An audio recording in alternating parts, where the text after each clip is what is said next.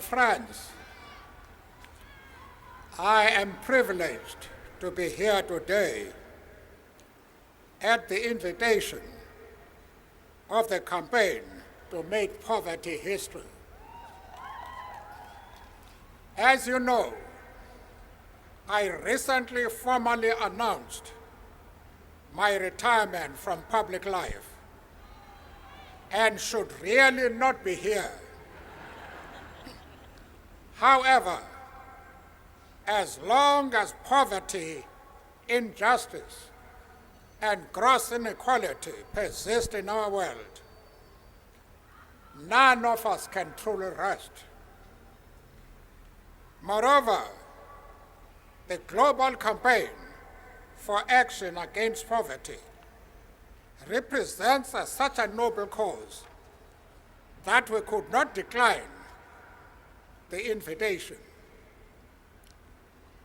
Massive poverty and obscene inequality are such terrible scourges of our time, times in which the world boasts breathtaking advances in science, technology, industry, and wealth accumulation, that they have to rank alongside slavery and apartheid as social evils.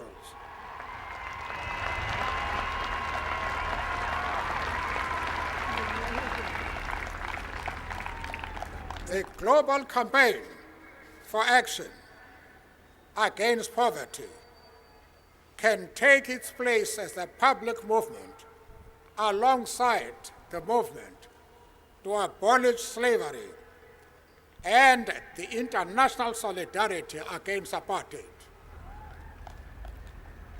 And I can never thank the people of Britain enough for their support through those days of struggle against apartheid. Many stood in solidarity with us just a few yards from this spot.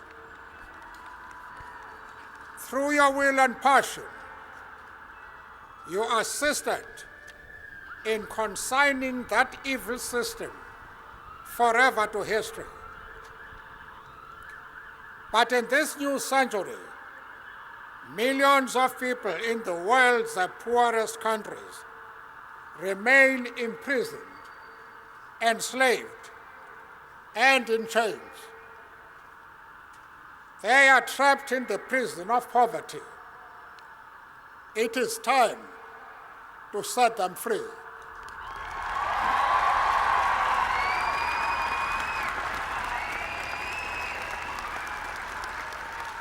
Like slavery and apartheid, poverty is not natural. It is man-made, and it can be overcome and eradicated by the actions of human beings. And overcoming poverty is not a gesture of charity. It's the protection of a fundamental human right, the right to dignity and a decent life. While poverty persists, there is no true freedom.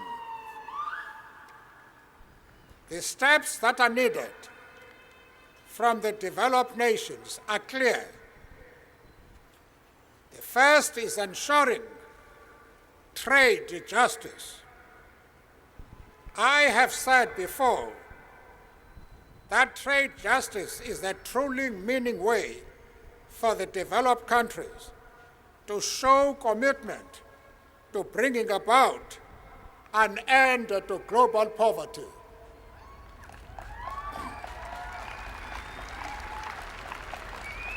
The second is an end to the debt crisis for the poorest countries. The third is to deliver much more aid and make sure it is of the highest quality. In 2005, there is a unique opportunity for making an impact. In September, world leaders will gather in New York to measure progress since they made the Millennium Declaration in the year 2000. That declaration promised to halve extreme poverty, but at the moment, the promise is falling tragically behind. Those leaders must now honor their promises to the world's poorest citizens. Tomorrow, here in London, the G7 finance ministers can make a significant beginning. I am happy to have been invited to meet with them. The G8 leaders, when they meet in Scotland in July, have already promised to focus on the issue of poverty, especially in Africa. I say to all those leaders, do not look the other way. Do not hesitate. Recognize that the world is hungry for action, not words. Act with courage and vision. I am proud to wear the symbol of this global call to action in 2005.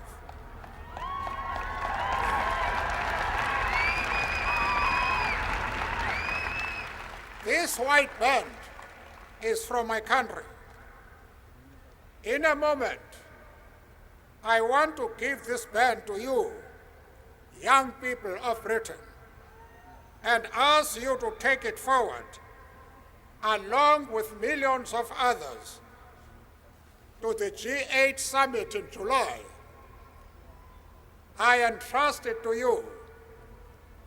I'll be watching with anticipation. We thank you for coming here. Sometimes it falls upon a generation to be great. You can be that great generation. Of course, the task will not be easy, but not to do this would be a crime against humanity, against which I asked all humanity now to rise up. Make poverty history in 2005.